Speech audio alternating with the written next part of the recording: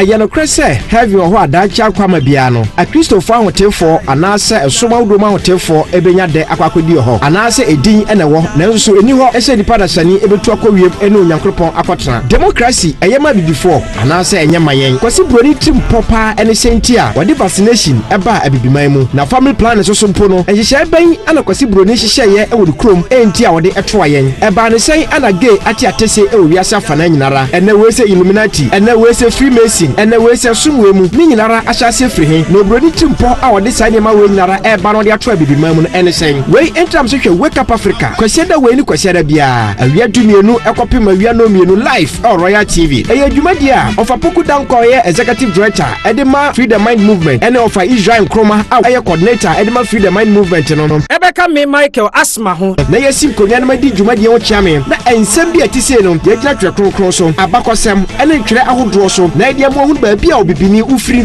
and Umu, a draw and a summa or sombo, a mabro for the Siache, a brass call together, Train Kayanon, a Timmy Bum, no, and I shall say, oh, Freedom Mind Movement, Jumadia first, Wake Up Africa, Jumadia, so Brasso, say a friend Jumadia life, or Royal TV, so Quasenda way, Quasenda Bia, and we have to me no copy no me no, Naya also again chair no assembly, ye, no, at the amount. Wake Up Africa, I be mine, Mama, sorry. Ayano Cresse, have your what that child Quamabiano, a Christo found for an answer a summa woman for Ebenya de Aquadio, an answer a dean and a war, Nelson, and you are said the Padasani able to acquire and no young crop Aquatra. Democracy, I am before, an answer and Yamayan, was it brody Tim Papa and a Saint Tia, what the vaccination about a Bibimaimu. Now family plan is also Pono, and she shall bang and a quasi brony share with Chrome and Tia or the Atroyan, a ban say and a gay at Yatese, oh, Yasa Fananara, and there was a Illuminati, and there was a Freemason. And the way Sumwemu, Ninara, I shall say free, no brody Timpo, our deciding my way Nara, a ban on the Atroy Bibimamun, and saying, wait, in terms of Wake Up Africa, Quasenda way, Quasenda Bia, and we are doing no Aquapima, we are no life or Royal TV, a Jumadia of a Poku Down Korea, executive director, Edema Freedom Mind Movement, and of Israel Chroma, our coordinator, Edema Freedom Mind Movement, and on Ebeka me Michael Asma, Naya Simco, Yanamadi Jumadia Chairman, and Sambia Tiseno, the Electric Crosso, Abacosam, and a Crea Drosso, Nadia Mohun. Bia Bibini Ufri, and Umu a draw and a summa or sombo, a mabro for the Siache, a brass saucer call together, Train Kayanon, a Timmy Bum, no, and I shall say, oh, Freedom Mind Movement, Jumadia first, Wake Up Africa, Jumadia, so Brasso, say a friend Jumadia life, or Royal TV, so Quasenda way, Quasenda Bia, and we have to me no copy no me no, Naya also again chair no assembly, sir, ye, no, at the amount. Wake Up Africa, I be mine, Mama, sorry.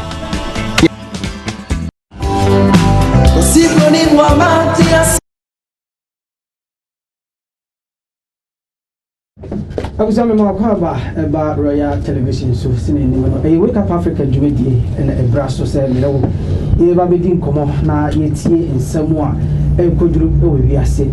Now, what you in Como be saying, that's a Robert Twasso, now yet in Como, Moon, now you whom send Piasso air toko, now yet me a boy home by a finger may be built. And that's so I had the 4th February 2024, and I in woman.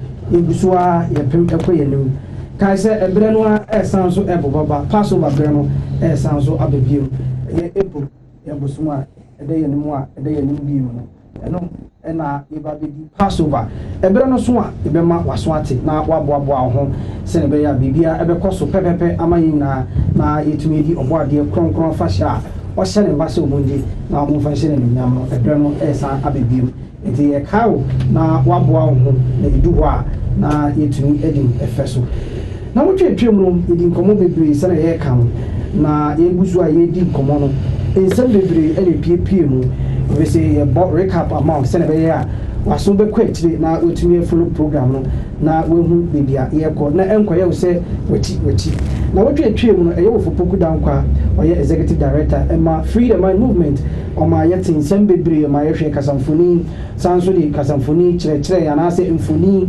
kyerɛkyerɛ kwa ebe fa so ebe hu de wiase we toko o ma yehu the great deception a koso e Jesuits fafa abra o use theology a eye sofu bebre anase asofu bebre o watu abusu ene se wan ko theology school anase wan ko ankoye theology course a osofu di no endi mu no o ma yehu bebre efiba ye ene nyama o mo de ahyehyɛ mu a eye ntro ne ndada of a poku dan kwaso sanso me yehu eye Jesuits for omo future plans a omo moja ato eye theology me kan sa asofo eso mutintiman a ende se wan ko theology school a on sheda me yeso papa no emuntro ene mu dada no eye Jesuit for ba kuya no musa ekrom ofa ya me ehu the Daniel 70 week abra Jesuit for esan so de fixe eye theology mu no o ma ye hu nkomo na mpo de ye kan kura wo mu ene se wan kwa sode enkwa nkotie bi na so fan show boss wo be ko heaven na aya asem aye friend do no fa rapture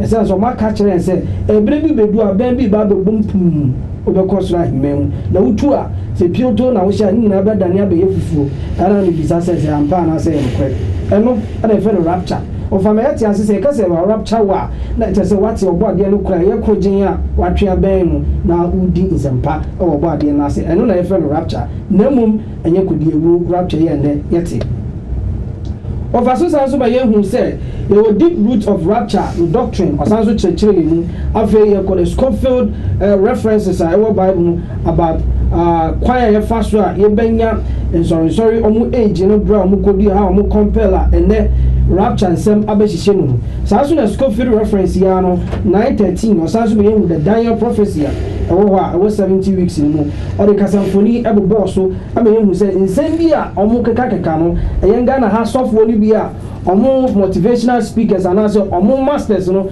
ewa approach ni nsem bia omo dia hyehyɛ Bible no ofa adom to adi last week bibia course pepe yes also kasafa the temple demanding to worship as God and also the kasafa ho also the dominion May 6 to 1993 the antichrist and also the kasafa the kasafa ho na no episode 18 and I said pastoral part 8 and the kasafa ho last week and then you towards part 9 and that's the 4th of February 2024 I was with Michael Asma of fire crocodile FM Fifi so we ma wait me afrem sa Israel nkroma so e ma yati Roman for and Samoa ato atese sika omo nyama omo ahode omo and even companies are ato apete na mpo no oba be kono on TV bi hu kita bi se and Dubai abe Dubai na no Roman for sika na ba ma Dubai abe Dubai enti ele betie bebre ebusu ahwohwe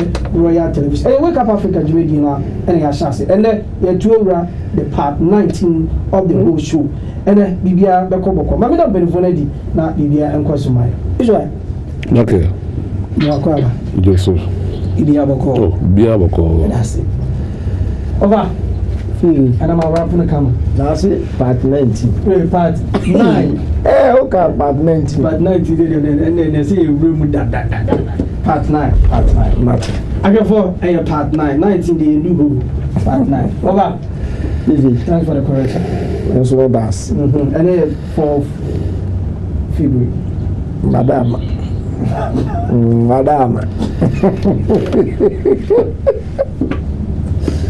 Your room, you didn't come on. And then come on, so say it's here. We have a room. Now, what channel? The audience family and my boss, I'm a shuffle. And then, me knew the audio bad yet. Martin Bang view, to send a banger pa. And they be banger. Send a banger again, they be judged for not to be out of it. That's it. Maybe I bet you at the food now. I'm summary. You see, having the last week. Then you actually say, after Jesuits for TSC education. You know, agree. Okay. And we are now, there for a coin biswa. You and creepy. Diana, send your yeah. Omutim ma ye eti me why antichrist free Roman Catholic Church poop for hu as I dey rapture ne tongue speaking Edward Alvin about Roma and so now they are back here you know yet also be na Jesuits school ya no me behind their friend say the Big Bang theory the theory of evolution. What was more can you say? The first 11 chapters of the book of Genesis, a year no correct. Son of Moka. Emma, times online, faith October 2005. Catholic Church no longer swears by truth of the Bible. In the Yamuka, Enyana say, Wamu the Omu Yindi say the story of creation now. A Genesis mono, a no cre, into Omu bo, Oma Achidivo, Kokose, Omu Gay. Na woman ni di nema bi antum na Bible no after all never ni nyina ene ye no kore yankenkan ho ma summarize bibia enti no yankenkan no ye beko ni akwa akohwe the friend the big bang big bang no by say iriase no bibi na bo mu say gbee wa na wiase e ba na nye oba de bia no obo wiase obeka amra na heavenly science na ye kan say owura bi ye friend no Stephen Hawking or a physicist and all can say God did not create universe. Daily Graphic 10 September 2010. Okay. Alright, okay. Where your picture you can Daily Graphic 3rd September 2010. God did not create universe. Hawking and a kind. And he say, oh wow, fatu my na yenhwe. Inti oka sa asem no. Okay, we are in 1942. Okay. That na theory of the big man no abadida. And when a church Roman Catholic Jesuit scholar and Washasi. In the the first picture, when the down, okay. God did not create universe. Stephen Hawking and the cancer cell. And you know, or no, they all can say it was the big bang. Oh, the big bang say, hey, and like a bass as a magic power. And they send the first video. The first video di kan and the Jumedi so the Big Bang Theory Jesuit version of the creation story in the Bible. It is ayakradwa mama yenhwe. Big Bang Theory. One might think that a secular atheist devised the theory as an alternative explanation for how life began to exist on Earth. If you thought so, you're in for a rude awakening. What's the meaning of life? Why is there anything? How did it all start? Those seem to me to be scientific questions, or potentially scientific questions. If there are some questions of that sort that science can never answer, then we should at least keep trying to answer them. And if science can't answer them, religion having a crack at answering them, if there's no reason to think that religion has any basis for an answer, then why would religion have a crack? Why would you bother to listen to religion having a crack at answering them? I mean, one thing I would say is there may be questions that science can't answer, like the origin of everything. But if science can't answer them, then religion certainly can't, and nothing else can either. But one Jesuit scientist has a far more vast influence on modern science than people can imagine. And one of the most respected astrophysicists in North America, Neil deGrasse Tyson, informs us where he gets his inspiration from.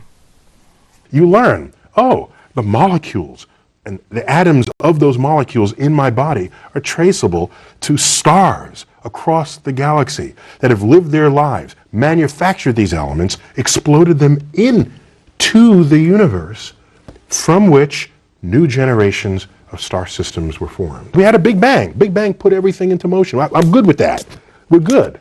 The person who did that was a Belgian priest, George Lemaitre. He's a priest, physicist priest. Right. Okay? What a cool thing to have on your business card. You got people coming and going with that. But he calculated what the implications of Einstein's general relativity, which was the new theory of gravity, would be with Hubble's expanding universe. And he says the whole universe may have begun in a singular point in the past. And thus, Big Bang as a phrase was used pejoratively of this idea, but it stuck. According to the Catholic press, the Big Bang Theory was first described, but not so named, by the French Jesuit Georges Lemaitre in the late 1920s.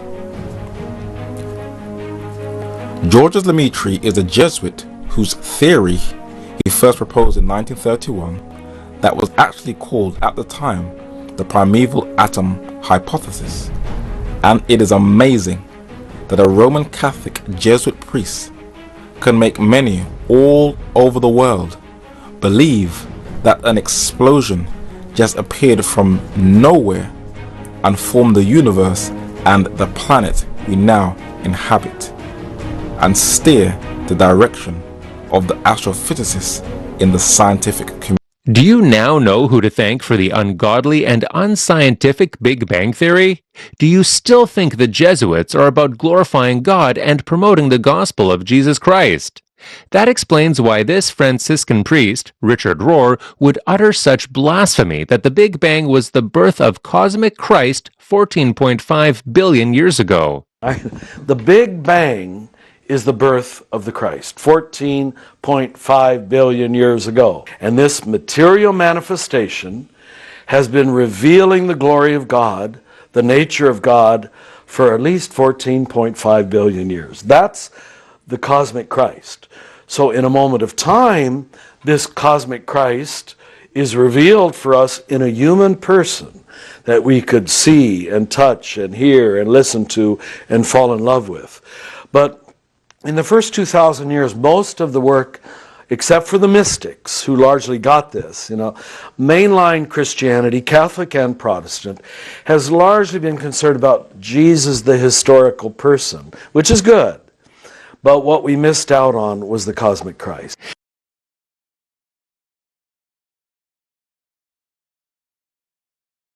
So that's the same when you bring now yet to the Big Bang story, and I say theory Abba yende any first time and now of your poku dan kwaso yeti bi no kwan mo fa so mo dada nipa say kwan we are say efa so exist and just a twinkle of an eye or picture in the sun we are say by into existence nti yi yankopon asin chen and we are say eba ne bem and mo chire mu say say we are say by no and I'm quite busy to buy and so your body and she say in a fast we are buy and we can symphonia the kosher buy your call for her now watching more and as someone Roman Catholic priest you try to understand Big Bang and a cosmic Christ by 14 point something billion years ago in our Bekaya and run near Alice Bailey assembly no can about the reappearance of the Christ. Or can say Jesus Christ. Name the cosmic Christ. And he can say me a friend of Dwaku. Koguzi a friend of Koguana. I feel Dwaku. No, and Wamba. In Tiana, about baby, it is a new age movement. One more can be said the world teacher be a beba. Now see no if we saw cosmic Christ in the Bible. Change yes say adwini edi ne ma bia be hihye tirim am ya je anu mu adi embeko a enye no won ma so ba some dey say m ka say biase abi kura de o mu say o Adam and Eve asem na Bible enye no kura na mu no bibi ati say Adam and Eve no between a lower animal beam and aba where the other kind USA Today Catholic Evolution where extract of Adiama or see USA Today date Tuesday November 26 1996 3A Catholic Evolution. Adam and Eve may have been some other form than human, and it is possible that the first living creature was a lower animal. The Cardinal John O'Connor told worshippers at St. Patrick Cathedral.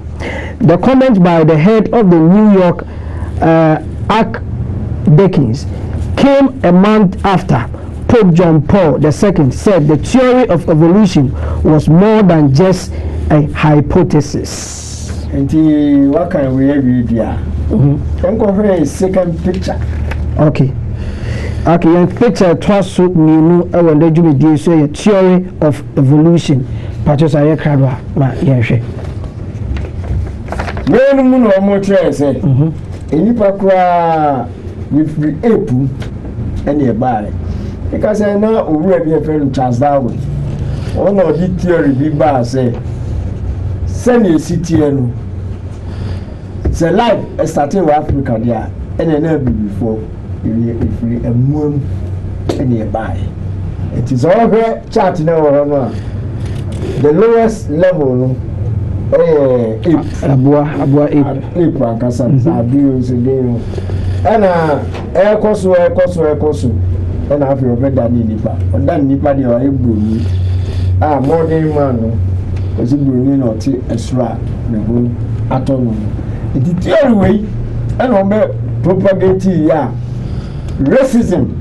A constantly be buy be a big buyer and say any yenu anuma before bobo abutra na says omo dia bro ho aya na dru baby a na e kan kire mu say we black na be say esrewa na e di kwadu adi baji kwadu yeah because of sati recruya e na aba na aka say onko trip na adam a new story no a what Genesis mono die yantontwe I can't want some if you say Genesis creation story like and then a miracle say and only a barbeca and repayment say he has a best be a chair. Remember, you go here second video. The second video I found the Jimmy the Jesuits promotion of the theory of evolution to discredit the creation story of Adam and Eve in the Bible. The Bible, specifically the King James Bible, has stated in Leone's The Secret Plan, the Jesuits view the Bible as a serpent that must be made into a harmless rod. In an effort to undermine the validity of the Bible, especially the book of Genesis, the Jesuits promoted Charles Darwin's unproven theory of evolution. Evolution theory postulates that man evolved or came about by chance. There was no God or divine agent at work in creating the world.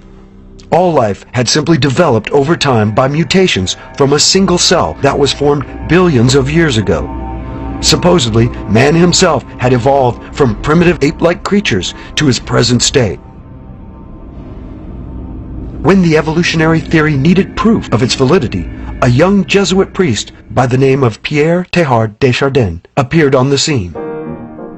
In 1912, Teilhard assisted Charles Dawson at the digs in England where the Piltdown Man was discovered. This so-called missing link convinced most of the world that mankind had evolved from more ape-like creatures. It was not until 40 years later that the Piltdown Man was discovered to be a hoax.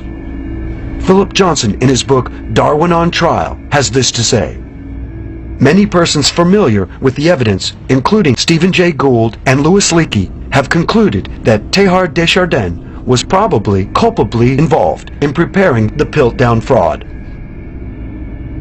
By the time Piltdown Man was exposed, a generation had been indoctrinated into the belief that the evolutionary theory had a solid foundation in science. The truth of the matter is that the evolutionary theory is questionable or bad science, with no solid foundations in truth. To illustrate this fact, let's look at an exchange between author Luther Sunderland and Dr. Colin Patterson. Luther Sunderland was a creationist author and exponent. In 1978, Dr. Patterson, a senior paleontologist at the British Museum of Natural History in London, published a book entitled Evolution. Sunderland wrote to Dr. Patterson and asked why the preeminent evolutionist had not included any pictures of transitional fossils in his book. Dr. Patterson candidly replied, "I fully agree with your comments on the lack of direct illustrations of evolutionary transitions in my book. If I knew of any, fossil or living, I would certainly have included them. You suggest that an artist should be used to visualize such transformations. But where would he get the information from? I could not, honestly, provide it. And if I were to leave it to artistic license, would that not mislead the reader? Like a bombshell, this statement by Dr. Patterson hit the evolutionary world and enraged it. Patterson sought to pacify his evolutionary colleagues, but he never recanted. To those who had a modicum of common sense, it was evident that the evolutionary emperor was not wearing any clothes. Evolution was just a theory that had no hard evidence to back it up. In his 1996 book, Darwin's Black Box, Dr. Michael Behe made this rather pointed observation. In the face of the enormous complexity that modern biochemistry has uncovered in the cell, the scientific community is paralyzed. No one at Harvard University, no one at the National Institutes of Health, no member of the National Academy of Sciences, no Nobel Prize winner, no one at all can give a detailed account of how the cilium, or vision, or blood clotting, or any complex biochemical process might have developed in a Darwinian fashion. But in spite of this and other overwhelming evidence that the evolutionary theory had no foundation in fact, the Vatican came out with an extraordinary statement. On October 22, 1996, the same year as Behe's book, Pope John Paul II issued a statement to the Pontifical Academy in which he said, "New knowledge has led to the recognition of the theory of evolution as more than hypothesis." This endorsement of evolution showed the true nature of the Vatican. The God of the Bible had to be denied and relegated to the past. The Jesuit plan to cast doubt on the Bible as God's word of truth had come a long way. That's it. When you na with me, I share your video. Also, you know, Jesuit for a promoting a theory of evolution. So, Adam and Eve story now. Yet, you know, Genesis, you know, a story bonny. Name almost story about evolution, you know, and another the correct one. I'm saying PBA AGD. And no cash and funny and a question. Yeah, yeah, baby. Sa adumboni idea no create about evolution, you know, maybe a free bar. And you better call of a poke down call now. The organ or the atoy so. Over.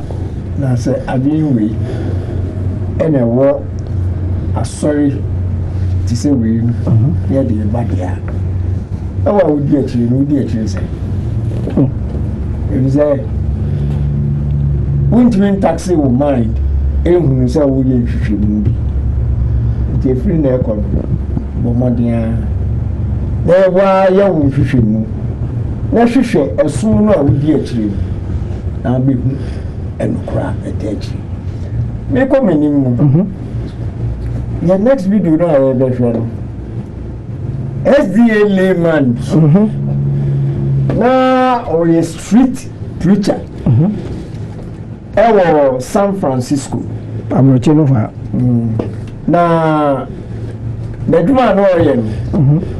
Unya akwenya bi ne event say Jesuit priest bi ebenya kitahudie ano mu din ko na dako SDA ni ya fisu ni bibia ma no bisa say software ma misa what can LNG white book na a friend no the control the great controversy na software man so and no crazy room.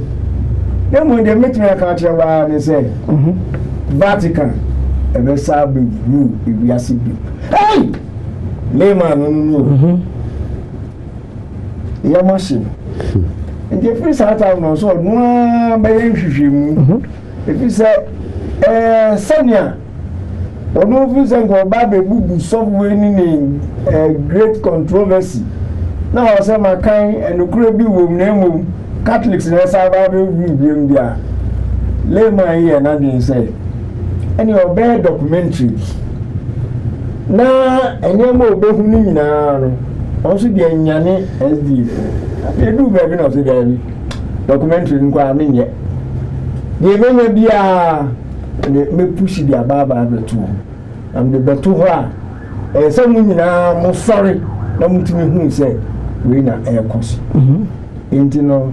Konya kwa kuhunu the research na me hu say Jesuits what in Sakraye bi wiase and Sakraye be no dey ba uni enko tie layman over the big baby. I'm saying video to me as I said of I can Jesuit for Edin Sakraye bi baby as in Asan Sakraye no I say the astonishment of an Adventist layman about the Jesuit evil maneuvers. Eno Emma ye babeshe saya kradwa jegumai. Adventists should wake up. Time is short. What organizations have now been taken over by the Jesuit order and other institutes of Catholicism? What world powers are in her hands to be used in this final chess game for the takeover of the world? We can get some idea when we look back to the Council of Trent in the 1540s through the 1560s.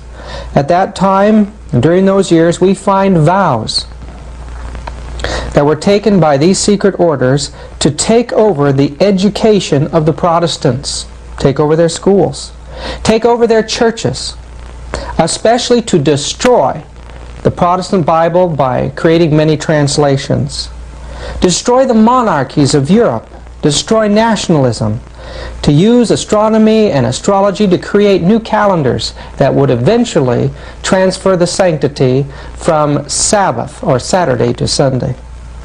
Their goal was to take over the business world, internationalism. They were to take over banking, to take over Judaism and the movement of Zionism, to create political strife and chaos and all of these things for one end, that Catholicism should rule. Listen. I did training in monasteries and convent where I prepare cursigistas, the Legion of Mary, the Blue Army, many of these militant organizations. I train and prepare how they can become Baptists, how they can become Adventists, how they can become Methodists, how they can become Presbyterian, how they can become Pentecostal, and all these areas where they most infiltrate any area. You bring up one of the other questions I have, might as well ask it now, particularly the Blue Army. Is that in some way connected with the Fatima? That's correct. Is yes. that to protect it, or that they are the army that creates the greatest promotion of that cult, of that satanic cult here in United States. In every country, the Roman Catholicism display this promotion to the so-called Virgin. There is not even Mary, the Mary that we know in the Gospel, but a distortion of that really, truly Mary of the Gospel. They display to different militant organizations the promotional need for certain saint or virgin or whatever. And the Blue Army is the greatest promoters of the call to Mary here in the United States. The Opus Dei is another arm of the Jesuits. What that means, you have Masons, you have Illuminatis, you have the New Age movement, you have the Trilateral Commission, you have the Club of Rome, you have so many others. There are in different areas working through certain programs what they need in that particular area where these organizations move, whether they are secret or public organizations. They need to control certain area of certain people, and this is where and how they'll be ready to have them under control through these organizations. The Opus Dei mainly, they move next to what they call Christian democracy. The so-called Christian democracy is an outgrowth of this Opus Dei. It's exactly the words in Latin precisely define that. The Latin definition is for Opus Dei is the work of God. What that means, the Opus Dei, Opus meaning the work, and then you have how you call Dei Opus Dei, the work of God. When the Council of Trent occurred, it was controlled by the Jesuits. Yes. How about the Vatican II? Now, the connection. Yes, the connection is very, very, very prophetical. I will say this, I think that will clear the whole point here, because it's so prophetical that while the Council of Trent was the first council to be managed by the Jesuit order, the Vatican Council was brought about by the same Jesuit order with the same intention. And you know the intention of the Council of Trent. The intention behind the Council of Trent was the Counter-Reformation. What was the intent of the Vatican Council II? Another Counter-Reformation, but called today, how you call it? Renewal. You see the point? Now, the change was a name, but the intentions were the same. Yes. See, more sophisticated today. Yes. You see, the Counter-Reformation was taken through the Council of Trent. That was the entire Counter-Reformation was performed by the Council of Trent, decrees. Then through that time until today, Vatican Council II came about with the idea of renewal. That means another step forward, and the final, I will say this is the final stage of a Counter-Reformation. Now, how about the charismatic movement? What's the connection with that? The charismatic movement is serving the purpose, as we said, of one of the many issues. As we said about Saturdays and Sunday, they'll pick up every issue with different denominations. In the case of the charismatic movement, they pick up the charismatic movement because one factor. They could not bring under subjection the Pentecostal denominations. They couldn't. They could not. Even when they went through the ecumenical movement before, from 1945 down to our day, since this already starts. As a matter of fact, if you want to know, the World Council of Churches started by financed by the Jesuits in Europe in 1945, after the end of the Second World War already, or by the time that the World War was to end, already the Jesuits were at work trying to unite all the Protestants in Europe. And that was the origin of the World Council of Churches and the ecumenical movement. Today the charismatic movement is serving that purpose. Where the Pentecostal could not be bring into the ecumenical forum, they brought it through the exercise a charismatic gift. That's a video now concerning about the astonishment, and one because a new Jesuit for institute and education sectors now. Colleges, universities, Omato Euraho, Mudi Munduma. I want to offer Ebuboban because Eba, 11 universities now, Jesuit for the Omosa question now, Omo Person Institute, Omo plans any agenda ahead of whatever they want to do. Now, if I'm not saying they are preparing the way for the Pope to come and control the world. So anything they will do possible, they are ready to do it to prepare the road for their masters. And of Yasaba sell my dreams on be control, yes. And you are the beam and ma ubi and build the opposition to the Empress of me. Okay. And you know, say, the education ba, near the curriculum for ba, near you be a junior, be a bow down to the Pope. Yeah, the person will rule if we are sick of football. Yeah, test one schools, and you know, from the time Lola, anybody, any developments are across. Even in China, this is school. Then go here next. No, Marcelo. I'm going to China.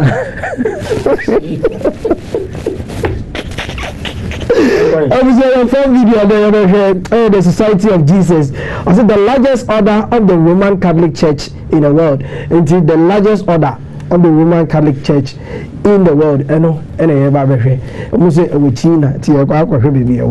I was a crowd.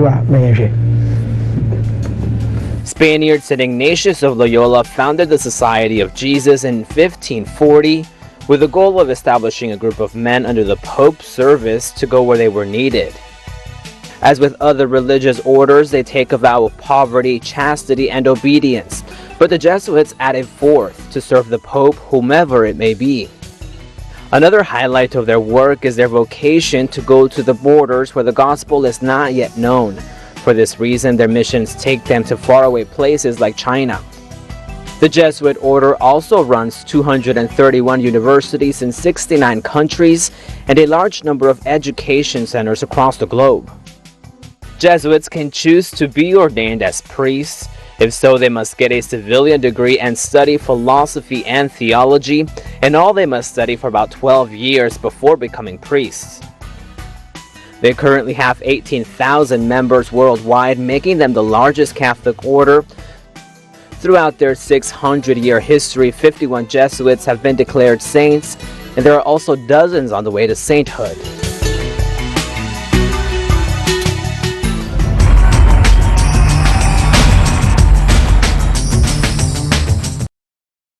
The Society of Jesus, the largest order of the Roman Catholic Church in the world. Enti siewura schools no mu dia afeyenhwe Jesuit schools no emiamia potia schools no yebehunu map of the world yebehunu schools no Jesuits adiafa dianko here next video also the Jesuit schools and universities across the world. Jesuit almost schools and universities are we are seeing now and your barber train or Casam for news. This are Cradwa, Openidella, the Gumai. We're going to take a look at Jesuit schools. So actually in the background there, this image, this is of Georgetown University. Actually, I believe it is. It's either Georgetown or Fordham. I have to double check my image. But there's the two main Jesuit schools I find in the United States would be Fordham and Georgetown. Georgetown's located right in Washington, D.C. And you'll find lots of different U.S. politicians have went to Georgetown University. An example of a Georgetown alumni would be Anthony Fauci. He would be a Jesuit as well. Donald Trump, he went to Fordham University. That's located in New York. And there are several other leaders that have had overlaps with Jesuit education, such as Justin Trudeau and Pierre Trudeau. Here's a quote from Pierre Trudeau. "The Jesuits were good educators, exceptional teachers. In an era and in a society where freedom of speech was not held in high regard, of course, that the discourse be focused on what they were teaching, but we were able to go beyond this framework without incurring too great a risk." This is Hu Shi. He says, "After learning the language and culture of the Chinese people, the Jesuits began to establish contacts with the young intellectuals of the country." So they were very interested in smart young people. And so within their schools, they would obviously grab smart young people and bring them within their ranks. So they would start off at the colleges, and then sometimes they would continue on in their life with connections to the order. You would see them across the world. And the reason why is because they have schools all across the world. Here's a map. It says Jesuit World of Universities and Schools. And this is a quote from the 1500s. It says, "The world is our home." And you can totally see that. From east to west, you will find Jesuit colleges and universities everywhere. And they are very good educational institutes. Some of the most powerful people in the world have graduated from these schools. I would consider these Ivy League schools. Altogether, therefore, the Jesuit Global Network of Schools represents just over 2,500 educational projects worldwide, and it is of the largest education networks globally. And so here it says Jesuit Conference Education Networks, 827 Jesuit schools, 51,284 staff, 857,000 students, 186. This is from 2019. So these stats I actually grabbed off of a Jesuit resource. Some examples in North America: St. Paul's College, University of Manitoba; St. Mary's University, Halifax; Regis College, Theological Faculty, University of Toronto; Loyola College, now a campus of Concordia University, Montreal. Campion College, Regina, University of Regina. And you can see here that Jean Brebeuf, the school in Montreal, no longer shows up. It is no longer a Jesuit school. It still operates as a school, but it doesn't call itself a Jesuit school anymore. I'm not sure what changed.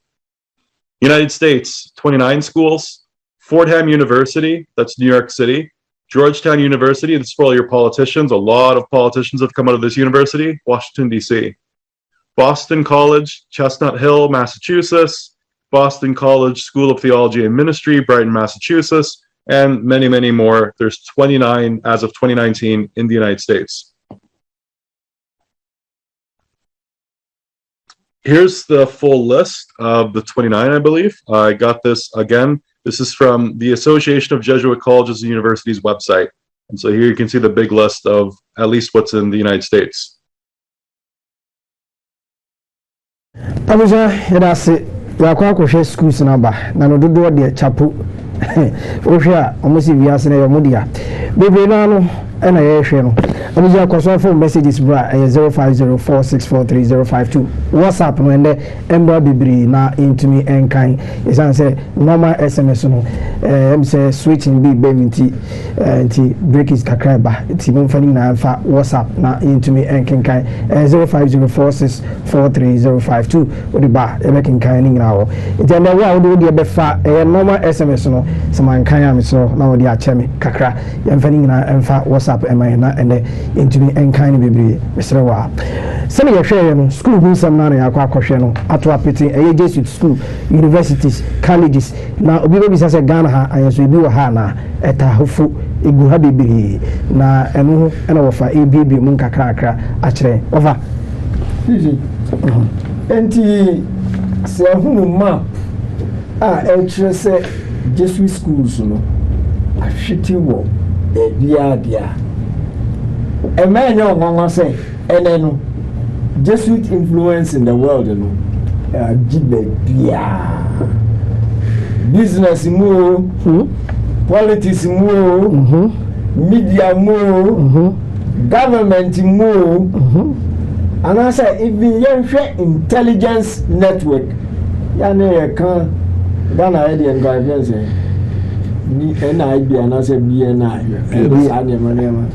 Na kasifu obiasi CIA, FBI, KGB, Russia, Mossad, Italy, Israel, and SIS, Britain, and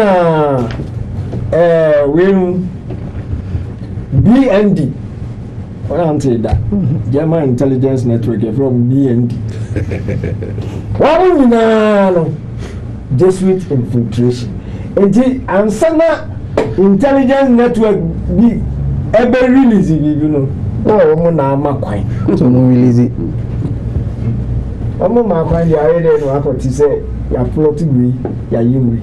Ni nya ye suku om di baye. Ene ntiti ya ye di ama asuku fo. Omo wie yenso no ya position wo in sensitive positions in America, in the world, everywhere. As you say, no, constantly, no,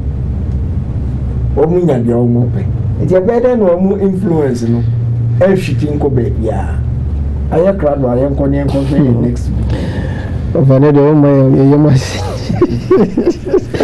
I was able to say big Jesuit to home come say the numero ya biso ya to as ye do school and universities na be ye ba a Jesuit agenda in the United States America and so among some DB and I said among some et say and the United States Jesuit for ajo hafa no ye hwe say kradwa.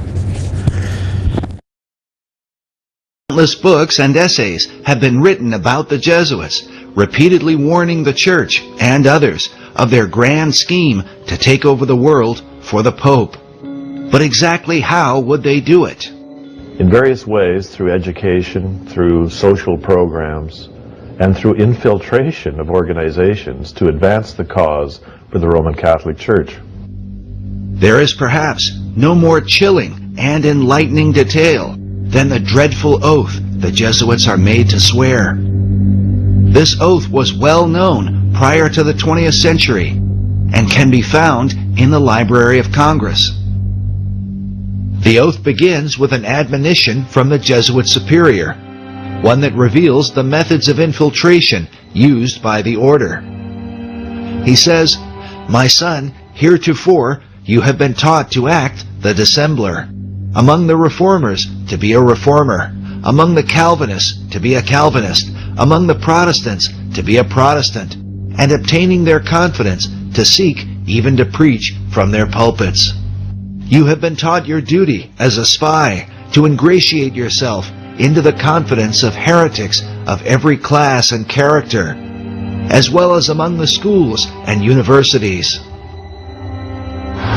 The contribution of Loyola and his followers to the Inquisition and to opposing the Reformation would be in the academic and educational sphere, and that they would become leaders in all disciplines of learning, and that they would pursue a intensive academic, intellectual strategy which would capture the universities and the centers of learning.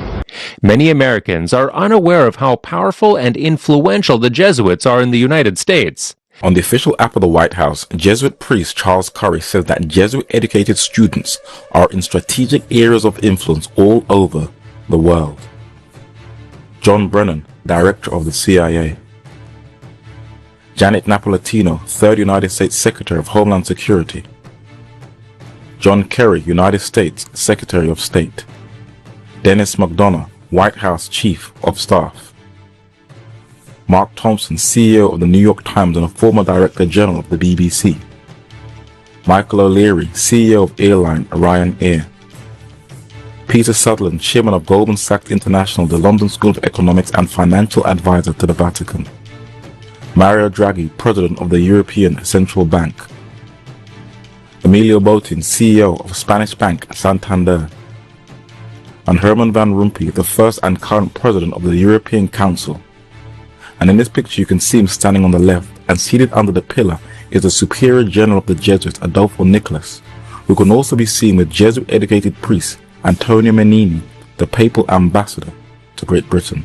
Lincoln's assassin John Wilkes Booth was killed in a shootout, but it took place in the house where he was in hiding and was protected by a student of the Jesuits, Dr. Samuel Mudd. But where was Dr. Samuel Mudd educated? In the most powerful education institution on earth that has covertly shaped American foreign policy for almost a century, Georgetown University, that was founded by Jesuit John Carroll. In 1919, Jesuit friar Edmund Walsh set up the very first diplomatic school in the United States, where it has trained and still trains United States political leaders. President Eisenhower visits Georgetown President Edward Bunn, and President Reagan with Jesuit Timothy Healy. For Reagan's Secretary of State Alexander Haig was a Knight of Malta educated at Georgetown. Senior advisor to President Nixon, Ford and Reagan, Pat Buchanan. Former warmongering President Bill Clinton. The directors of the CIA, both George Tenet in the Bush administration and the last head of the CIA, David Petraeus, in the Obama administration, and retired warlord Robert Gates are all Georgetown Jesuit trained. It also invites warmongers to lecture and has others on its staff. Georgetown professor, Vietnamese Catholic Viet Dinh is the chief architect of the United States Patriot Act, with the most powerful education institution on earth, and with the Jesuit priests steering the ship of the papacy, where the Jesuits have meddled in wars for almost 500 years.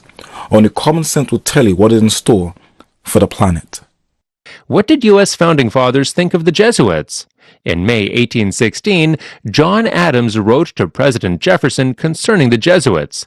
"I do not like the reappearance of the Jesuits. Shall we not have regular swarms of them here, in as many disguises as only a king of the gypsies can assume, dressed as printers, publishers, writers, and schoolmasters? If ever there was a body of men who merited damnation on earth and in hell, it is this society of Loyola's." Also, in 1821, John Adams asked, "Can a free government possibly exist with the Roman Catholic religion?" Most Americans don't know or care about what the founding fathers knew about the Jesuits. What about Abraham Lincoln? What did he say about the Jesuits? This war, referring to the American Civil War, would never have been possible without the sinister influence of the Jesuits. We owe it to popery that we now see our land reddened with the blood of her noblest sons. The Protestants of both the North and the South would surely unite to exterminate the priests and the Jesuits if they could learn how the priests and nuns who daily land on our shores under the pretext of preaching their religion, instructing the children in their schools, taking care of the sick in the hospitals, are nothing else but the emissaries of the Pope. To undermine our institutions, alienate the hearts of our people from our Constitution and our laws, destroy our schools, and prepare a reign of anarchy here as they have done in Ireland, in Mexico, in Spain, and wherever there are any people who want to be free. He didn't mince words, and it cost him his life. What about Samuel Morse, the inventor of the telegraph and Morse code? The author undertakes to show that a conspiracy against the liberties of this republic is now in full action, under the direction of the wily Prince Metternich of Austria, who, knowing the impossibility of obliterating this troublesome example of a great and free nation by force of arms, is attempting to accomplish his object through the agency of an army of Jesuits. The array of facts and arguments going to prove the existence of such a conspiracy will astonish any man who opens the book with the same incredulity as we did. Like John Adams rightly pointed out, the Jesuits are everywhere and have taken over the United States government, media, and schools. CIA headquarters in the summer of 1953, Allen Dulles, the agency's director, recruits E. Howard Hunt as his propaganda chief in the plot to oust Arbenz. And they took me into a small room in the agency and swore me a special oath. I must never tell what they were going to tell me. And I wouldn't presume to trace the lines of authority within the Catholic Church, how they get their information, but they do. And we've always said, you know, in an admiring way, that the Jesuits form the greatest intelligence service in the world, always have. Did you hear that? The Jesuits form the greatest intelligence service in the world, always have.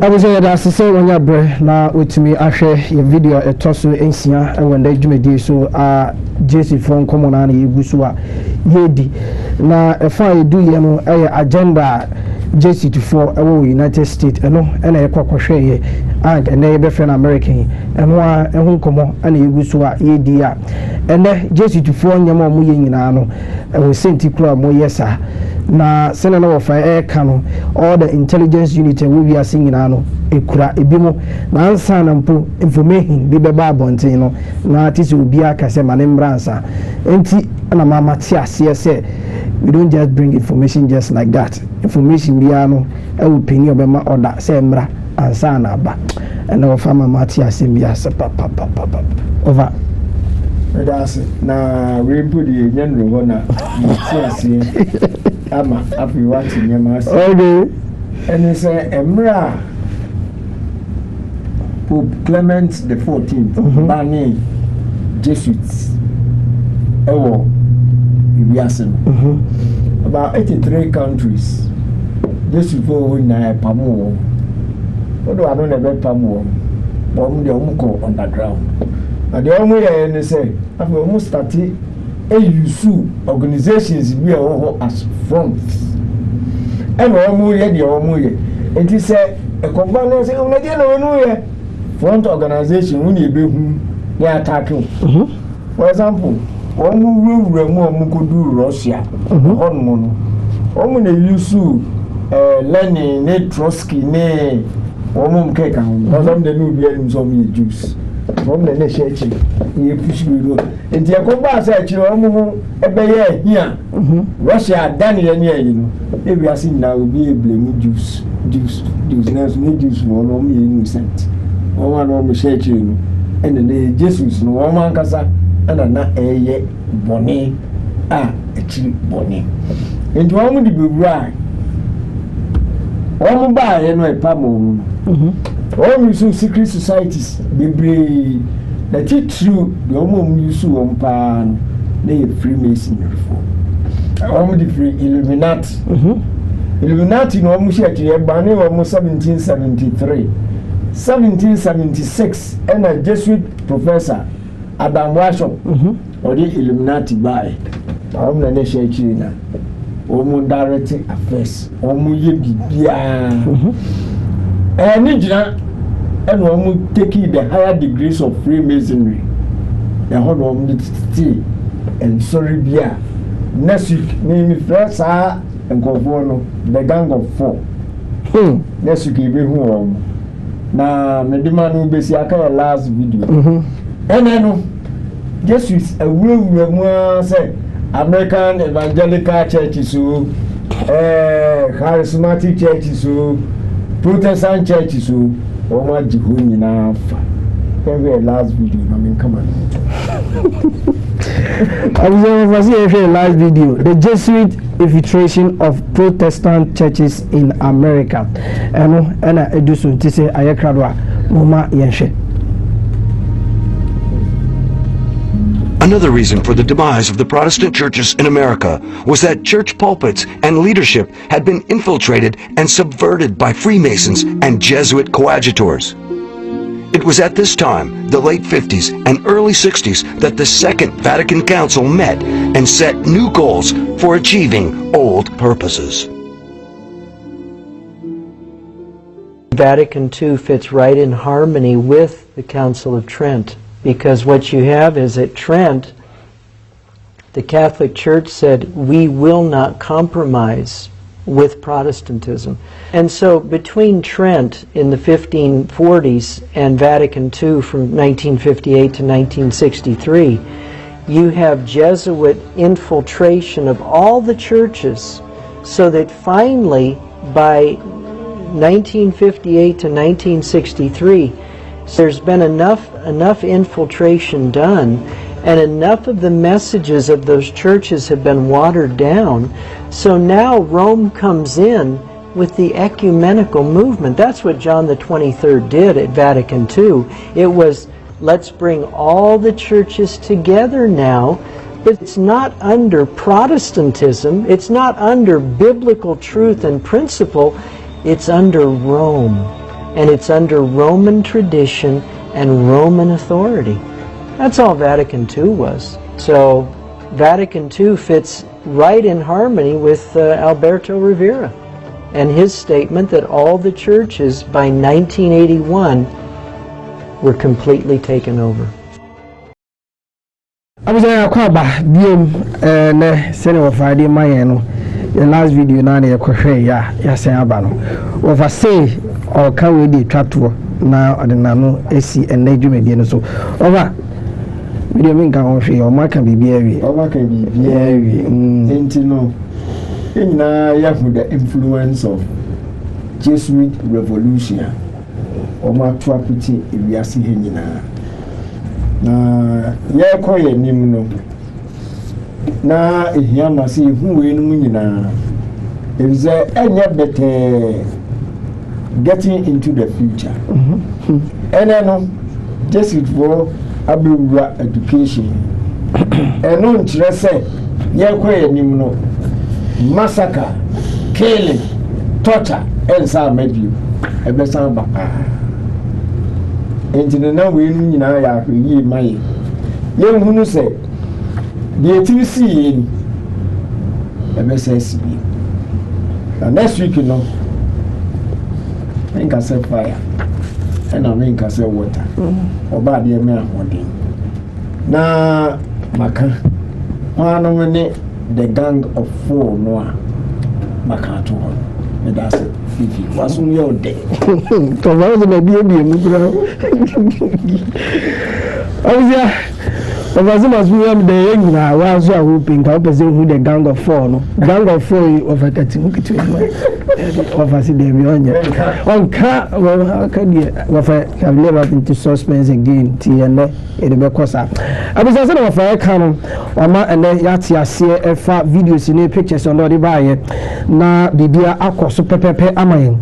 Maybe you know a far yes, Rishi Aqua Israel and Croman chain, also the woman and then not the twins. na catch we say and your SMS no your normal SMS no in your problem kakra nti and more messages ni na no emfa WhatsApp no so 0504643052 0504643052 for messages na ba na yankinkai sa so no mo hwe no YouTube no more messages no emra na yankinkai baby edu no Israel nkroma ena yene ne be kasa afa enadwumedi no Israel okay baba yo and say metie me akra metia etifo na hwefo ni do a bit to say Church of Christ Yokozi Church of Christ Yokozi there be kai so who me we be pa what you so who me na who say DNT and all the back school school na do back e and also one problem they dey actually about and also another problem okay obu wan mo no pate edin Jesuits no ya kan was much obu wan no nim adekoro yeah ayoku bi a ewo memu a mo ye asojafo omo ewo memu omo bo pope ene asoro no aho bai okay you can say be Jesuit a a member of the society sanko for no omo die o sanko for no omo se no kure ebepie sanko for no omo wa agenda adibe no kure bia lo omo chi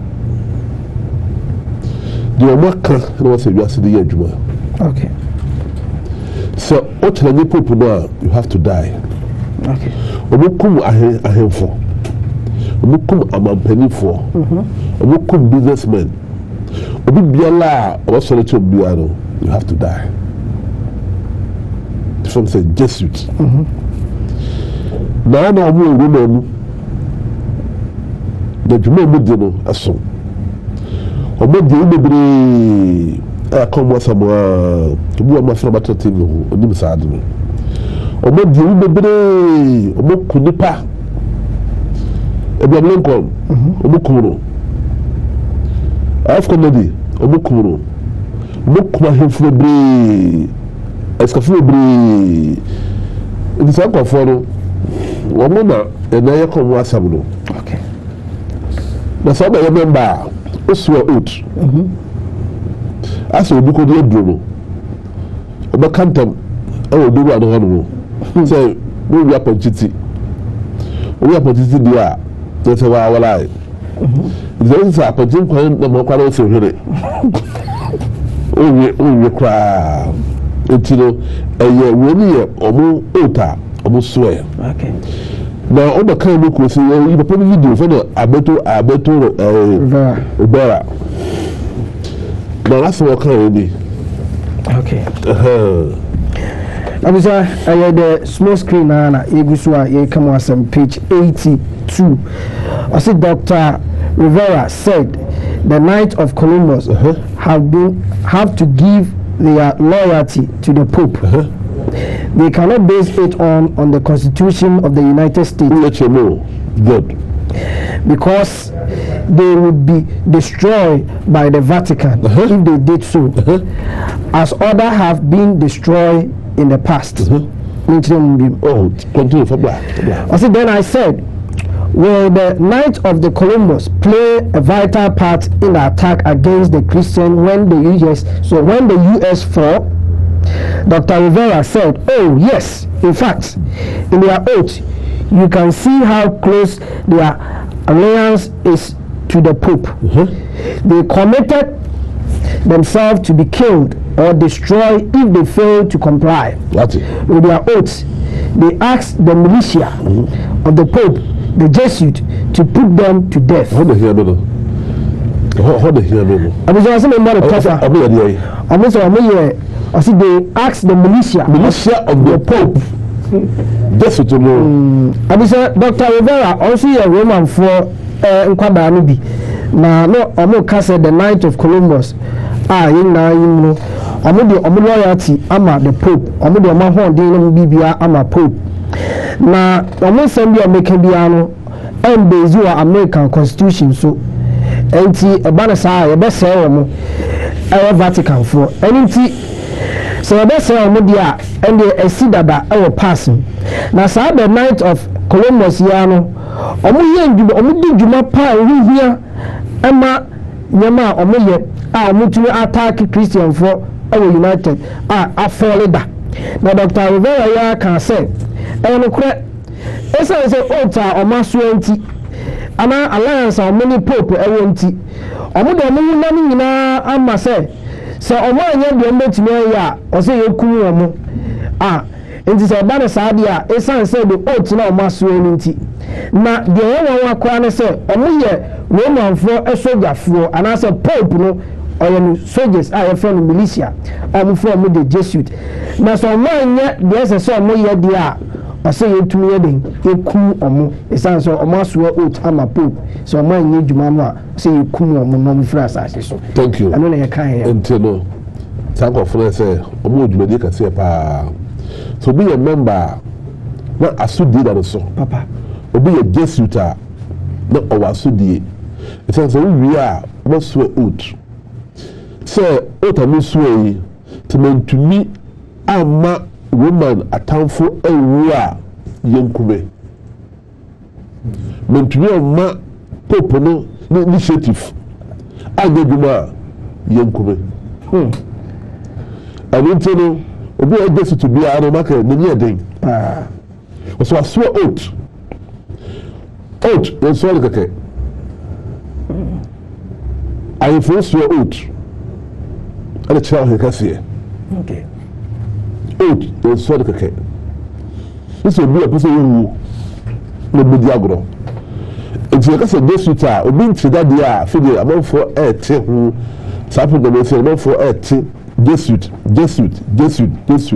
obi no Pemi de ya opere na yi omo fa yasi na fa o makio omo fa yasi na fa first na obi di ewu ebi aga na say ya obi tu si ya mo a obi kudam asa mo jai de 20 billion ko bi go do to be fa ko do ko because you know omo sumu no en ko do ko do so ko bi na until 17th 18th no I don't know where we put no obi kodam okwahefo okay obi polifo obi say the people kodo no aboa etin chen ye sado obi say ye wudifo yesi na betai ibe kumu de enye ndiye ibe kumu no ye fa another strategy if you control the power eti Pope no say omo ko petu ba chiro na ka ba omo pa chawo ani I'm saying I kind of omo pa chawo for the sake of the new members of the program ntino omo hwe okay Pope na kasa ba bonte e be kra say ye die ye kudipa ye hwe be jagu ntino e gwasi na fa woman for body enche wo mo adube you will say your son so I can extract you our graphic or say Catholic to pray for forgiveness pardon by May 28 1998 Ghanaian Times na the buy na baby our marking yes sir as I said in recent years the Pope has called on the church hierarchy and the ordinary Catholics to seek forgiveness for past wrongs. That's it. Past wrongs, but we are here trouble. You pay a come woman, or we do di, and the past is so woman. We find chair, a past, the trend, we find chair. Young baby, young couldn't pay you, you look at In a major document last March, the Vatican apologized for Catholic who failed to apologize. Catholic who failed to enough to help Jews against Nazi persecution during the Holocaust and acknowledge century of the Catholic preaching of the of the contempt against Jesuits. But I understand what say. And that's what I need. I don't have the time. Also by the Ghanaian Times, Monday, March 13th, 2000, and a buy. That's the way. People are patch out. So you're fat Catholic, Bunday or Moya Trouble, and find Chomo. Or will get money? I'm not for sure. Okay. But the say you're fine. I feel you're not here. I'm going to say it to you that we couldn't pay you. If you say a corner, you pay Jimmy. You couldn't put it out, we are sick. Not for your phone, protective woman, and that's a people. It's a baby with schools. A holiday, I don't say, or media, with the agenda, with the plans, the shovel room. Okay. And your best weapon, it is school, sir, or maybe be a wassail, not a power. But what more, a couple of us. The Bako school to be on him. Also, the purpose of the tier, I take on a boy. I won't say your enemy. I'll call the free school. Yeah, my girl, it goes well. Yes. What I saw the young go for 14. Oh, good you. Go for 14. I'm just out here. Yeah. Quite for that, I will say. I will say a chair, water. I'm just out here. Sure. I'm not talking about everywhere. I'm not talking everywhere. I'm not doctrine. And I'm not for them. It's who I want to say them quarrel. Your enemy, you have to die. And I'm not doing you. I'm saying we will be. You know, you're saying, what is somebody? When you draw, you can say rapture. You know the Abba. So one day, I said, boom, as I said, you so, you pay two. Money, no, so for school. So for school, no. When you say I school, or I school. I go school, no. I didn't touch on the money. Also, go back. I bet you sorry. Thank you. Who saw out to back here, a family who said America, a Kunyanagasa, the White House, and I bet you go in Jesuits. That guy only did Jesuits. We are outside Jesuits. And you call Jesuits. Not your friend Jesuits. And in Jaffa, into the do about a Benua or Ponko for a bit clicky. Okay. I'm not a yellow Buhari. So, by a family and friends. Maybe you do my dear man. Also, bad for a townful. Maybe we don't know. The whole bar, the fellow enemies. If you are so, you will see. Yeah, oh, I'm going to school. School will not be here. Jesuit.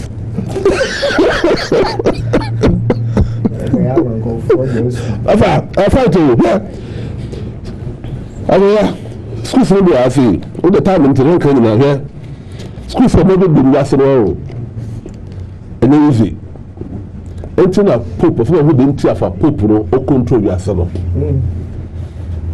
Don't see a pope, no, a control yourself from what you say. You say the whole world. Shadia. The young trust in Bob was but Bamhasi. Okay. Where extract Mesaka, na extract, or say list of Jesuit educational institutions. As for theology. If you are saying Logodiano, Trinity. No. It's a for school, and no more missions of Nagino. I'm not about a sort of animal. I'm saying, oh, you go more. So let you cuckoo, national drum. So your castle will say, oh, we want to cast for no few. We want to cast for, and you know what? The cuckoo gets it, you are now. What's the name? What's the name? Okay. As a list of Jesuit universities, this list includes 4-year college and university operated by the Society of Jesus. Thank you. The currently listed total on the page is 189 colleges and universities. Paul Brimler has authored to a history of Jesuit schools and universities from 1548 to 1773. How many years now? 15. In it, over 500 years. When they actually, when I buy over 2,000 years, I think you and the Congress of Nano. This is what's the more say, we call it of Christ. When I used to do a Sunday jam, when I Bible I can count, I don't know when you be from Dasham, no one. When you I don't know, don't compare the Bible. Don't compare the Bible. And that's for a class. Or who the hidden busa, young fan club, no, let me rush it. Hey, when you take of Christ, you know, you see, or come that's only jammy. We got it. What that's only our Bible, no, we say, something Old Testament. It's a term, or maybe new, we're not for and a compile by Jesuits. My God.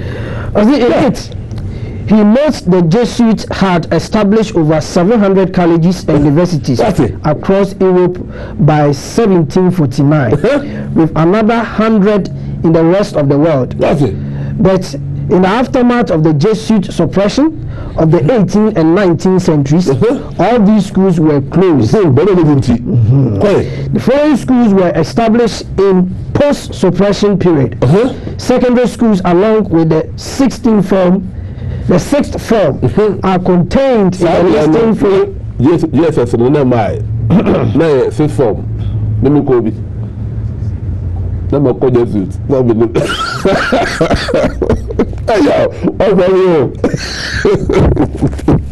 I forgot said, on the school bias, no, almost all down.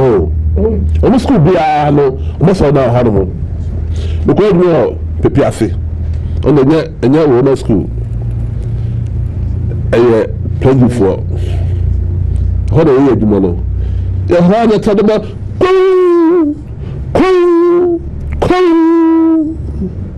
So, hey, alright, yeah, please be. You know, you're going to I saw that man, Mamo. But I know, Father school, you need a cake. You build school with agenda. I saw you build school with an agenda. Papa. It's a look at the do you have to know? What do you What are the best Jesuits before? Your Timaklanta, near the Arabic language, you know, and the Islamic traditions, you know, and the Bodi Wabo. So they know, not Maklantano, who are qualified. Over. People before. You don't know about what it. Because you will your mom blow. Why no boy? Yeah. Ava, what about why? You know be the next of Kaukudi. I thought I did this because one of your students know Ekudina Sophie. Okay. What should we say for no? So for no, yes. Oboduma, papa. This is a Hebrew Jesuit.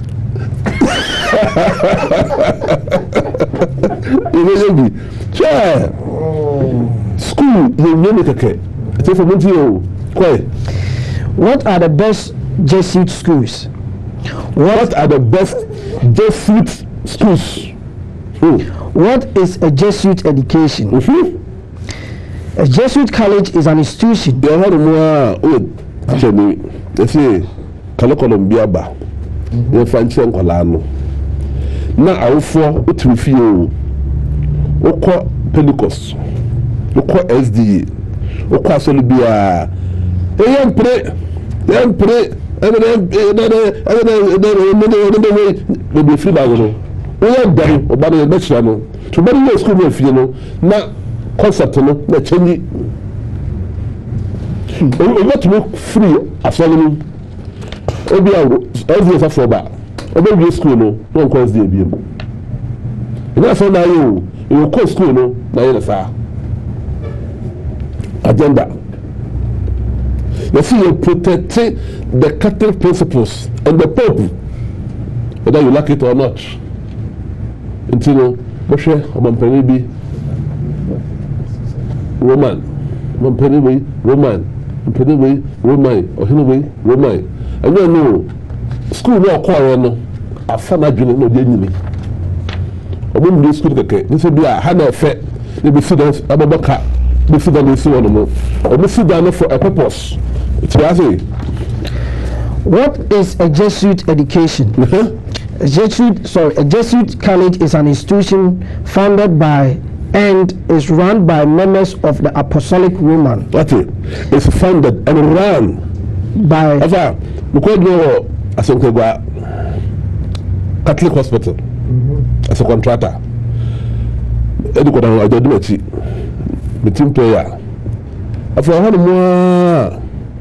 Na abofu bi fi abrochire umaba omo control affairs ba ko no fi India fa adam for pa afa no lela nan I say most from Vatican omo share African affairs for report no and fanko your health system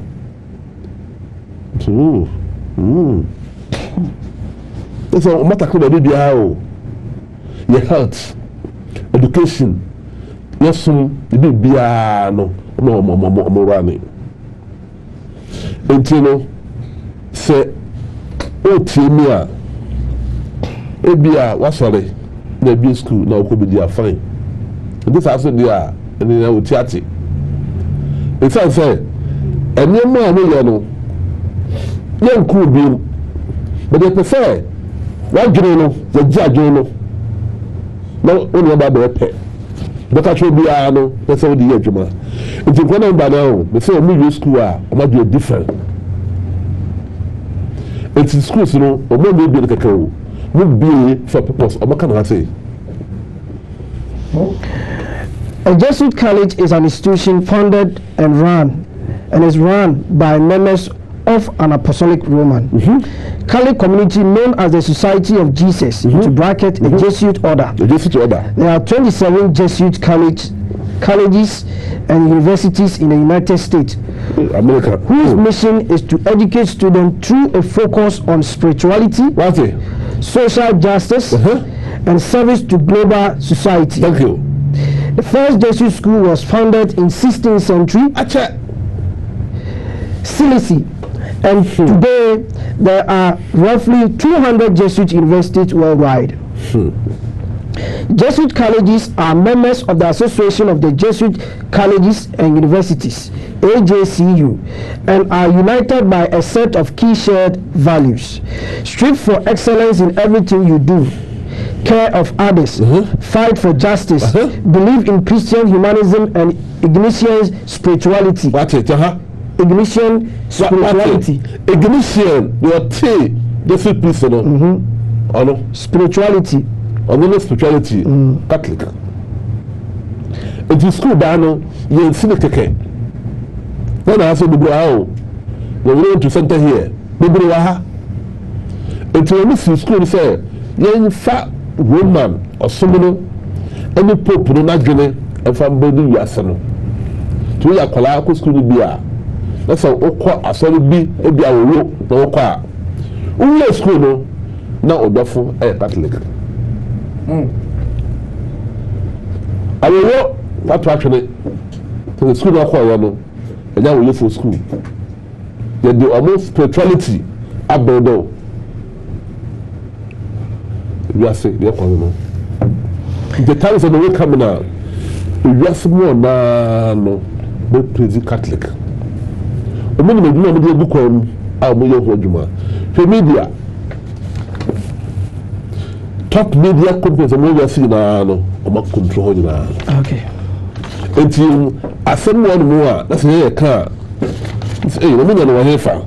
And only the for you. Yes, no, it's a secret holy Jesuits. I don't know what the Bamba will send. The Bamba will send. If you ask me, you know, so oh, quiet. Wash your left and right. The son said, it will be a club on some of them, a comma or bad dear. Okay. And to us, say there. I say recognize the dignity and uniqueness of each person, development of the whole person, close collaboration among students, faculty, and staff, research and education that assists in the alleviation of poverty, the promotion of justice, the protection of human rights, and respect for the environment. Code 27. Yes.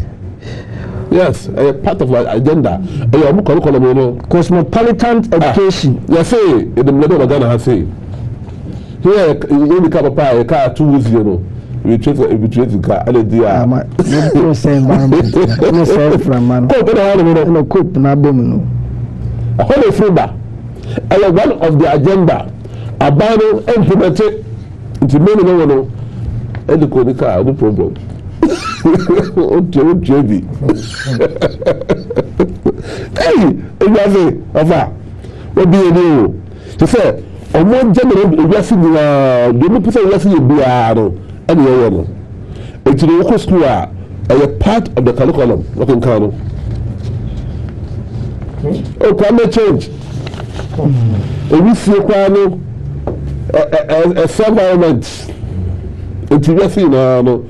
Okutaka, that kind of deliver, which is every year. I'm a buy.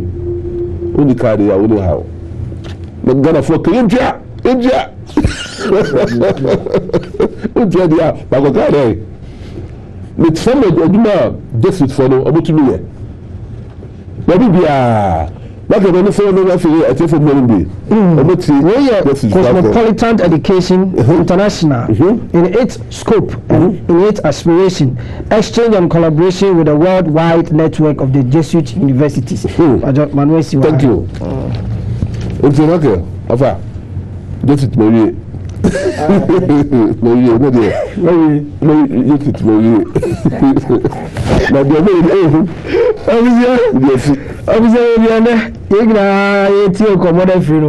A family ni say omewie the end omode brain yeguso aye kankan messages no na over won confone say omo hwe ne life na nka be ya anka na waka otiretire mutwi na ka waka no brofo kakra no mati enti to won confone no so omo hwe life abi to omo hwe abuza baby edu ni bie ahomana to me asanso akenkan messages a ode baaye na wenya the whole view of the what today you have sent. Also, good afternoon, Hebrew teachers on Fanny Diamba. We also Yoruba and I say,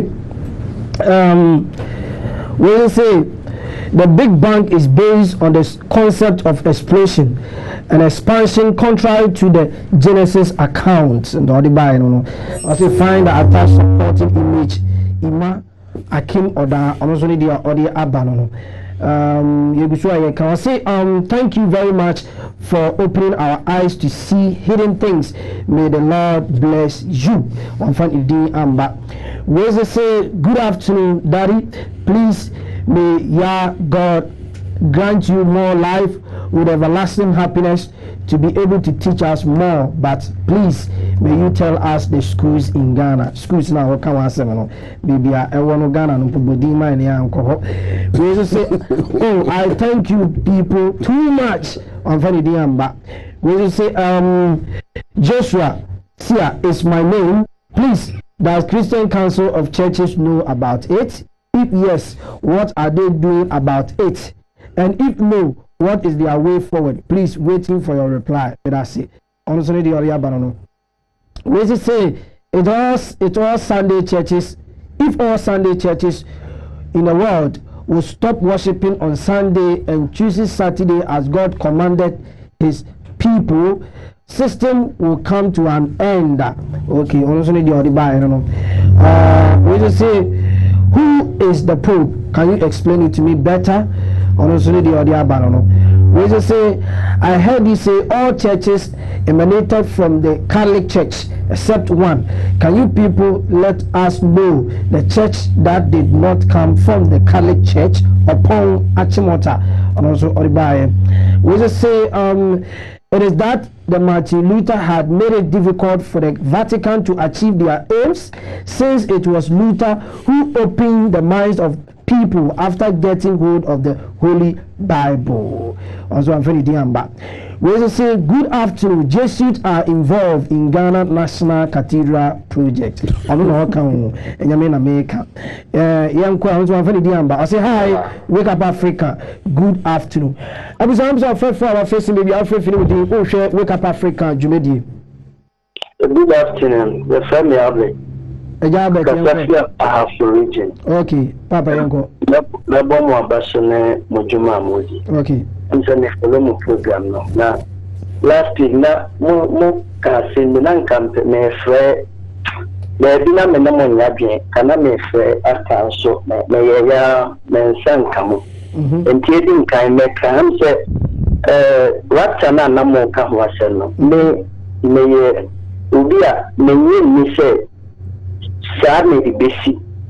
But the immediate said the enough of people can say nyanko pambo ni paniso mbetua anka o momon kabano ni aben o hona menene nyadwen because you know Genesis 3 no Genesis 5 you know say ono so ni ngade nante there's a 300 years actually the story no say ngade be fa na kosoro nso na imiataba ona you call the sense second King chapter 2 no so you are reading story of Elisha also it got to a time of course so no yakaba inti about that kasem bia india study we are say office you know yes I me bisi yankopon wo diverse ways you to be famipa free asasi so kwa entiasie ewumi just say me get to say bia Unyankopon ye enye nokre the Roman for first 11 chapters enye nokre na say you just add any bi say enye nokre dia enye na rapture that ili anom course no ni ho inti aha masem no yo abusia sere tia na mi say still rapture some ni bebe na ense anti ase me the normal way tudwa 024468 6557 ebiem na man me say sisu bi 024468 6557 na nchemu bi a wo pe rapture ho Bible no side ni na reference anoma but your friend for facing but we are free within we Wake Up Africa Jumedi. Good afternoon. Good afternoon. Mbojo mede yima me free papa. Okay, yanko. Yo. I'm saying maybe kind of I remember the last week in friend. Yeah.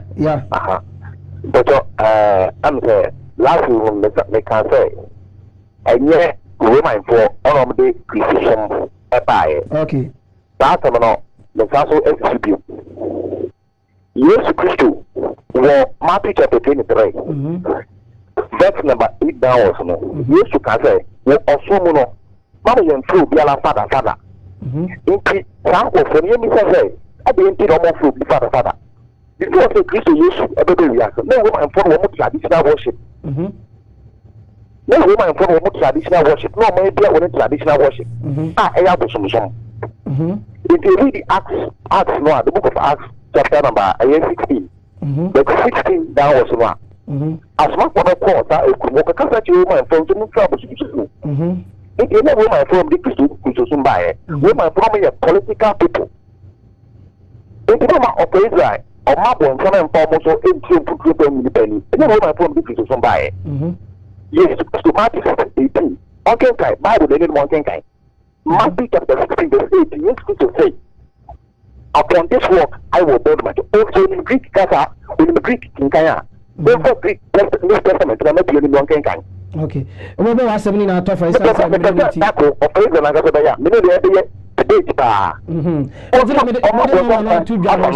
Ejayima me de no mana tudwa esan se mmeniti ya kase de ma nko a obi su wana asem anti wo be frɛ no na I don't want my phone to so ba won so na adi ya ti ase na me ka no obi afrɛ no na de wo no na ka abuso egusu a ye di dwumadi no Wake Up Africa dwumadi na egusu no wo be frɛ eye no mana eda wo TV na ase no na ye di nko abuso so ofrefo bi asim ye bi afrefi no wudin o hwɛ Wake Up Africa dwumadi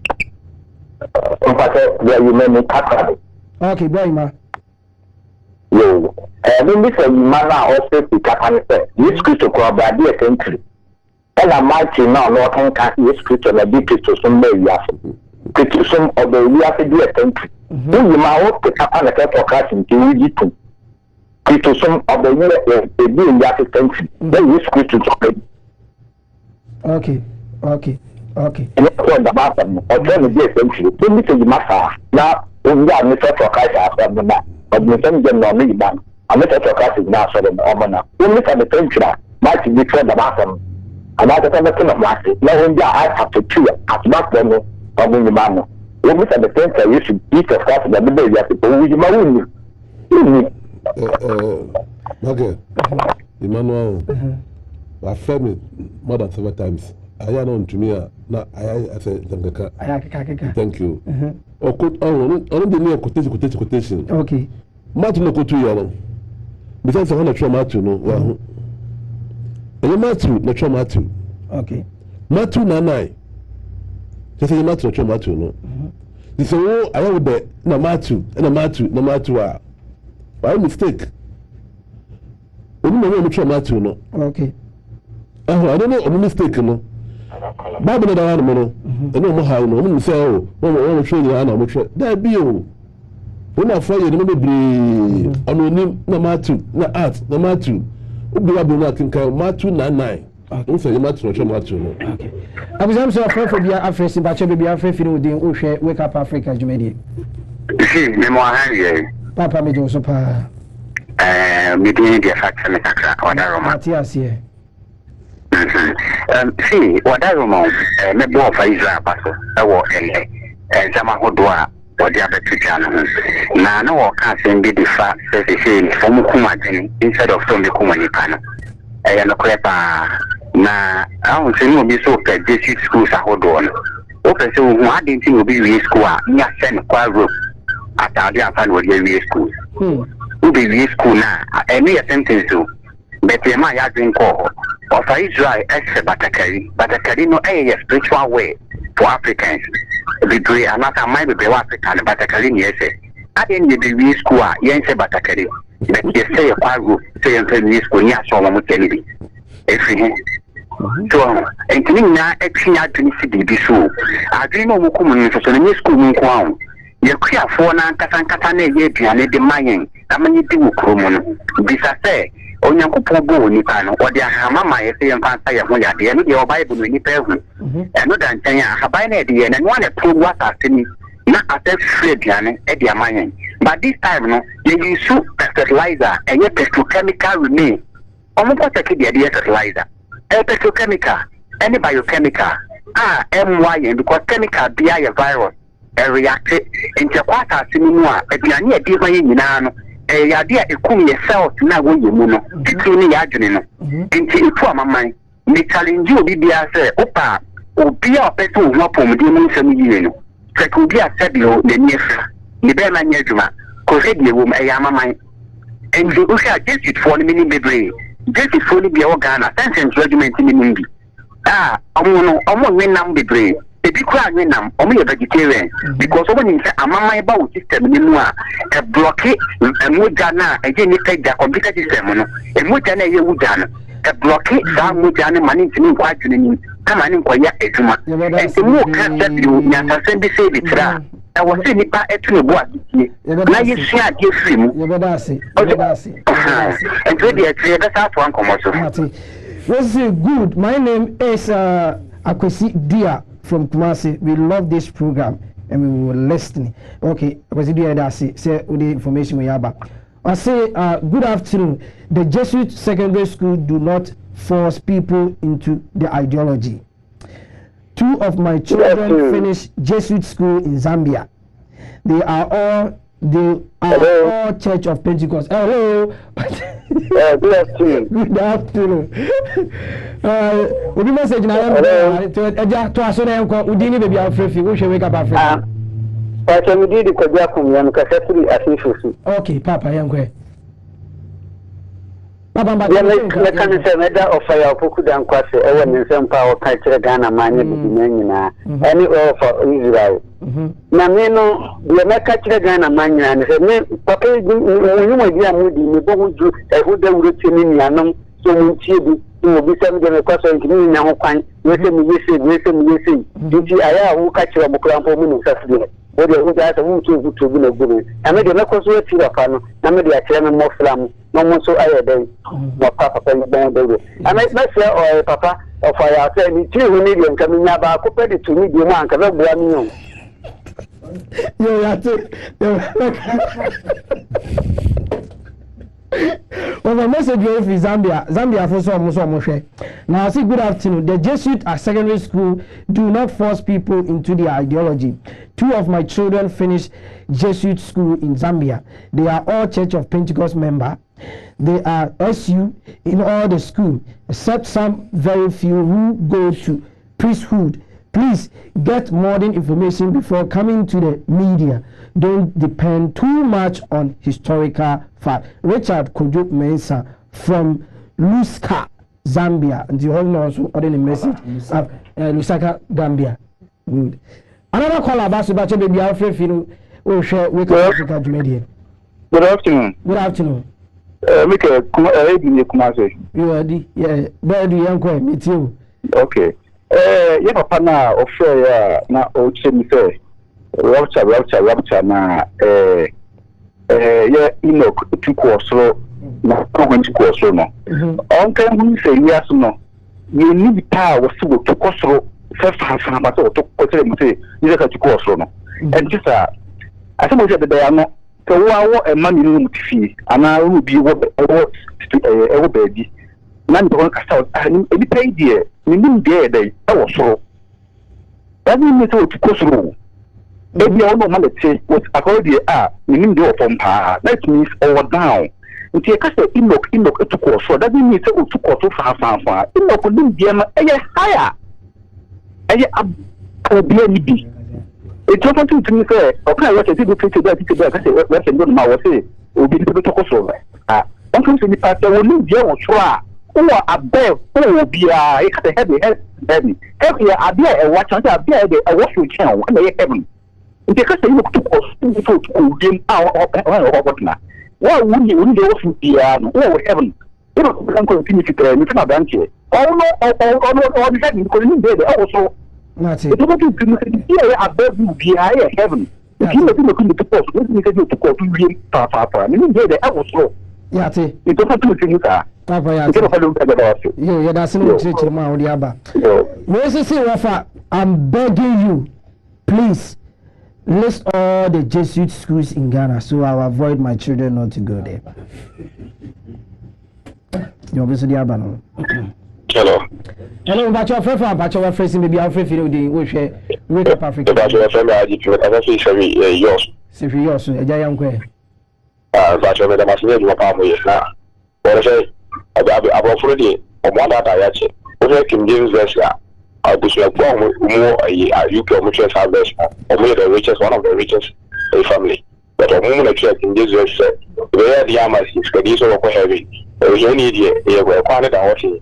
Who is so any other than Muna mutual harvest, Muman from Staja, I hear for almost 1 year here with it. Muna mutual version of the way as well. It is about for the matter. It was made. Yes, that's Papa. The Wafre SC. I was your messages now for bra na Ingusua and Kaina Fresim na Bibia and Tosu Pepe. Over who take Bia? I don't know what Zambia no. But then I will say the metu no. Senya or somewhere theory of evolution. Theory of evolution. Yes. Okay. And you can say almost schools no What's it be a Pentecost in the choir? No, no, film, no, my woman to the man or to me answer Quantino and then a cry. I say, hello, hello, Pacho, baby, I'm free, you know, the Wake Up Africa Jumedi. Pacho make us a free Western North. Okay, Papa, young way. Mediania Broka. Now, the impatient Vishaka Chronic, Madame Martini program, and we may feel me. Okay. The massive Vishana says, I just to follow Bacho. Omo area na omo ware na same channel. But Papa, do you want Mate? Papa, William is there. What I said, do you want? I said, Kalokoloma. And you're a some the man of Zambia. They said the man called Jesuits school.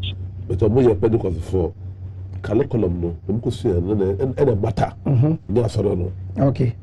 That's what I'm going to say. And the matter. We are trying to face but we are facing with the Wake Up Africa Jumedi. But me did your question because if we come saying, Papa, young way. Other Nippon be brave fra, or more in chance you, or more again will say, Jesus for me, you could be asked or more ashman tad be now who now who are the fufu, and at the point who now do Jesus in me. Oh, smiling with me and now we are saying, some also bubble and up a potato. And you will say, or identity be a person or such a large unity on the site. Friends in school, and I show me the Jesus schools and the person to St. John's testimony at this time, they are known as Patoa, or who says, any Jesus schools. But the answer, only schools, the answer, Jesus for a more Jesus for under Catholic. Into a more ideologists, and all the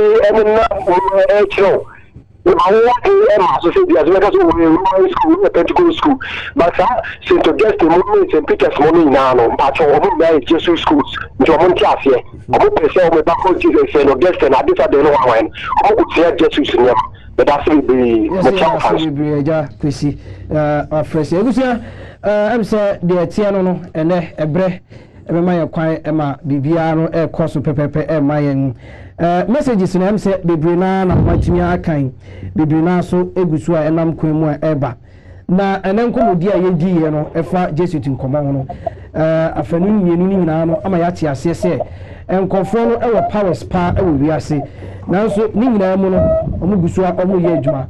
I'm so afraid for be a face in Pacho, be afraid for the hello, Meton, can be afraid for the Wake Up. Okay, Penny Douglas, yeah. My keep up and this as I'm not because all these people say, you see, and I say, in my wisdom, and I see wisdom.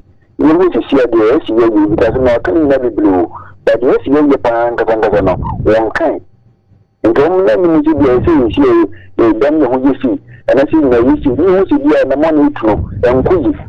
I'm so maybe a memory and couldn't teach you a daniel, which is a be on class and really teach you. This is what you're doing, a bit in a bono, we also make a just a little bit different. But what is a consequence, so you listen, you can never ask me.